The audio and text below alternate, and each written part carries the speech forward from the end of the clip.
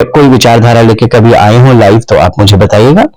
हमेशा ऐसे ही आए हैं, शुरू से ही आए कि मुझे पुलिस मार देगी, पुलिस तो अन्याय कर रही है, मेरे खिलाफ मुकदमे हो रहे हैं, लोग लाइन में लगे हैं। इसके अलावा शायद विचारधारा की तो मेरे ख्याल पूरे चुनाव में बात की नहीं उन्होंने, और जनता सब जानती है। नमस्कार, आप सभी का एक बार फिर से सिटी वैब पर स्वागत है। कल 13 तारीख है, चुनाव का जो रिजल्ट आएगा वो कल आना है। सभी प्रत्याशियों के भविष्य मतदान पेटियों में बंद है और इस वक्त मेरे साथ खास बातचीत के लिए मौजूद है भाजपा से प्रत्याशी डॉक्टर अजय कुमार सिंह। उनसे बातचीत करेंगे। सबसे पहले बहुत बहुत स्वागत है आपका सर। नमस्कार। कल 13 तारीख है और नतीजे आएंगे, भविष्य भी बंद है पेटियों में और खुलने वाली है, तो कितने आश्वस्त है जीत को लेकर? पूरी तरह से आश्वस्त है। जिस तरह का पूरे प्रचार के दौरान लोगों ने प्यार दिया, आशीर्वाद दिया, वो मतों में परिवर्तित होने वाला है और हम एक बड़े बहुमत के साथ कल जीतने वाले हैं। इसके प्रति हम पूरी तरह आश्वस्त है। मतदान हो चुका है दूसरे चरण का भी, सभी प्रत्याशी समीकरण लगा रहे हैं जीत का। बूथों से जानकारी मिली होगी, जनता के बीच में भी पहुंच रहे हैं, तो किस तरह का समीकरण है भाजपा का? देखिए, एक समीकरण जो कि बार बार जिसने हर समीकरण को फेल किया है वह है लोगों का मन। तो हम लोगों ने लोगों का मन छूने की कोशिश की है, लोगों में विचारों के साथ गए हैं, लोगों में योजनाओं के साथ गए हैं। कोई किसी जातिगत समीकरण गुणा भाग पे हम लोगों के बीच नहीं गए हैं। तो आप देखेंगे इसका बहुत बड़ा अंतर दिखाई देगा और ये अपने आप में एक बहुत बड़ा उपलब्धि भी होगी जब लोगों को सारे समीकरण फेल होते हुए दिखाई देंगे। मतदान जो पेटियां हैं उसमें तो बंद हो चुकी है किस्मत, लेकिन इस बीच देखा जाता है कि जितने भी प्रत्याशी उम्मीदवार रहते हैं वो अपने नेताओं के साथ बैठते हैं और एक समीकरण लगाते हैं गुना भाग का। तो आपने भी लगाया होगा, जिस तरह से विपक्ष लगातार दावा करता रहा है कि 1 लाख वोट से जीत रहे हैं, तो उस तरह से आपका कितना समीकरण है? मैंने कई बार इस विषय पर भी जवाब दिया कि विपक्ष जो है वह किसी व्यक्ति को, वोटर को अपना वोट बैंक मानता है और ऐसा मान के ये प्लस ये इतना हमारा है। हम लोग दूसरी विचारधारा के लोग हैं। मैंने पहले भी ये कहा है, हमारे लिए जो लोग हैं नर है नारायण है, जनता सर्वोपरि है। और हम लोग अभी जैसे माननीय प्रधानमंत्री ने भी कहा था, हमारे लिए लोगों से संवाद स्थापित करना उनके चरणों में पूजा की थाली की तरह है। ये बहुत अंतर है उनमें और हमारे में। और जो हमारी विचारधारा इसका प्रचंड बहुमत लहरा रहा है, प्रचंड पताका लहरा रही है पूरे भारत में, और यही उत्तर प्रदेश में भी होने वाला है। अभी लोगों के बीच पहुंच रहे होंगे, तो किस तरह से आश्वस्त है और क्या देखने को मिल रहा है कि भाजपा को जो वोट गए हैं जनता के बीच में पहुंच रहे हैं, तो क्या चेहरा देखा, काम देखा, क्या देखा? सबसे बड़ा है संगठन और संगठन की विचारधारा। फिर जो भी व्यक्ति चुनाव लड़ता है वह तो एक चेहरा मात्र है पार्टी के लिए, क्योंकि विचारधारा काम करती है, संगठन काम करता है। तो ये सब चीजें मिलाकर ही विजयश्री या मतों की बात की जाती है।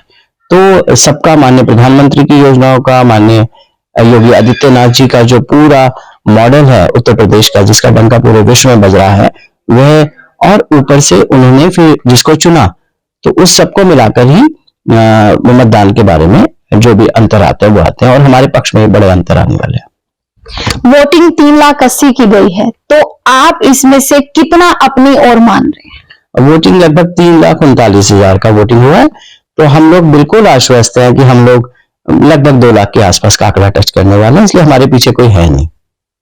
वहां विपक्ष की अगर बात करें तो इमरान मसूद लगातार लाइव आते रहे और उस दिन ये भी कहा कि पुलिस सख्ती दिखा रही है, वोटिंग नहीं डालने दिया जा रहा है लोगों को, महिलाएं बहुत परेशान है, लंबी लंबी लाइनें लग रही है। उसके बावजूद भी उन्होंने ये कहा अगर कुछ भी ऐसा होता है फिर भी मैं 50,000 वोट से जीत रहा हूं।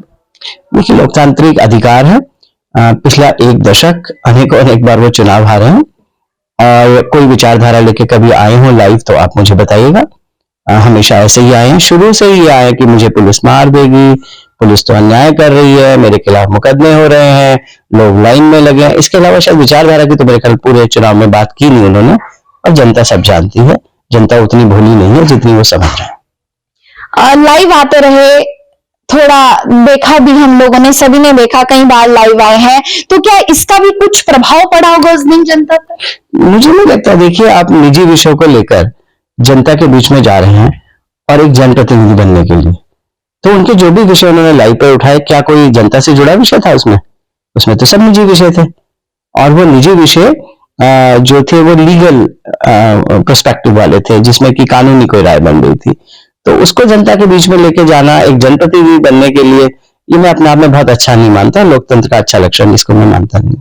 अगर आप जीत जाते हैं तो किस तरह से देखते हैं जब विपक्ष हारता है तो वो अपनी हार का ठीकरा किसके सिर फोड़ता है, तो आपको क्या लगता है इस बार? देखिए, लोकतंत्र में जो भी परिणाम होते हैं वह सर माथे पे लगाने चाहिए और ऐसी सी ही व्यवस्था होनी चाहिए। हमने अपनी तरफ से पूरे प्रचार के दौरान एक पवित्रता मेंटेन की है और जनता के बीच सिर्फ विचार लेके गए, विचार की ही बात की है। तो मेरा उनसे भी करबद्ध अनुरोध है कि जो भी फैसला आए उसको माथे पे लगाएं और अपने अंदर फिर मंथन करें और देखा जाए कि आगे क्या करना है हमको। जैसे जैसे समय नजदीक आ रहा है, दिल की धड़कनें भी बढ़ रही होंगी डॉक्टर साहब, तो ये जो आज की रात का समय है वो कैसे कटने वाला है?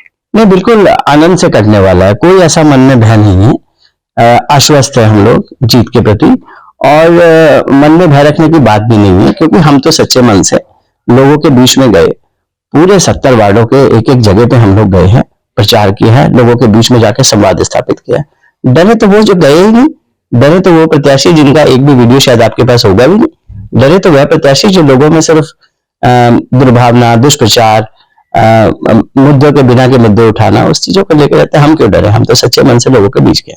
आपने कहा कि आप 70 वार्डों में गए, जनता से मुलाकात की, तो इस बीच आपको अपने सहारनपुर में क्या कुछ कमियां देखने को मिली जो अभी भी अधूरी है? देखिए, लोगों का जो अपेक्षा है वो बहुत ज्यादा नहीं है। जिन लोगों से भी मिला उनकी अपेक्षाएं बहुत मूलभूत सुविधाओं को लेकर है और मैं पुनः आश्वस्त करना चाहता हूं कि इन मूलभूत सुविधाओं का पूरा ध्यान रखा जाएगा और जनता बहुत अच्छी है। तो जितना प्यार उन लोगों ने दिया उनके लिए मैं हृदय की गहराइयों से उनका धन्यवाद करता हूं, उनके प्रति नतमस्तक हूं। कल जनता आपको अगर निगम पहुंचाती है तो प्राथमिकता पर क्या कार्य रहेंगे? देखिए, प्राथमिकता डे वन से एक ही है। वो प्राथमिकता है कि नगर निगम क्षेत्र में रहने वाले हर निवासी के जीवन में गुणात्मक सुधार लाना, नगर निगम के कार्यों की दृष्टि से और विभागों के बीच में तारतम्य स्थापित करना, जिससे उनके जीवन में बदलाव है। यही एक प्राथमिकता है और ये धुरी रहेगी कार्य करने की। बाकी कार्य सब इसके चारों तरफ होंगे। परम श्रद्धेय यशस्वी मुख्यमंत्री योगी आदित्यनाथ जी के निर्देशन में जो भी योजनाएं हैं उनको क्रियान्वित किया जाएगा। हमने लगातार देखा, वोटिंग हो गई, मतदान पेटियों में भविष्य बंद हो गए, उसके बावजूद भी कुछ वीडियोस आती रही कि भाजपा के पहले मेयर रहे, प्रथम मेयर संजीव वालिया जी, तो काम नहीं हो पाया, जनता खुश नहीं है भाजपा से, सड़कें खुदी पड़ी हैं, नालियों की सफाई नहीं है, कर्मचारियों की कमी है निगम से। इस चीज को कैसे देखते हैं? देखिए, जब चुनाव आता है तो इस तरह के बेकार के मुद्दे विपक्षी उठाया करते हैं। जब भी कोई निर्माण कार्य होता है, मैं पहले भी कहता रहा हूं, तो सड़कें तो खुदती हैं और सड़कें बनती भी हैं और यह एक दूरगामी अच्छे सुखद भविष्य की दिशा में कार्य होता है। तो हम उस फेज से गुजर रहे हैं। हम देखेंगे 1 साल के अंदर कितने परिवर्तन आपको दिखाई देंगे। तो ये भी खास बातचीत एक बार फिर से लौटेंगे नई अपडेट के साथ। चैनल पर नए हैं तो चैनल को सब्सक्राइब करें और कल देखना बहुत दिलचस्प होगा कि 13 तारीख को जो मतदान पेटियों में भविष्य बंद है, आखिर उनका रिजल्ट क्या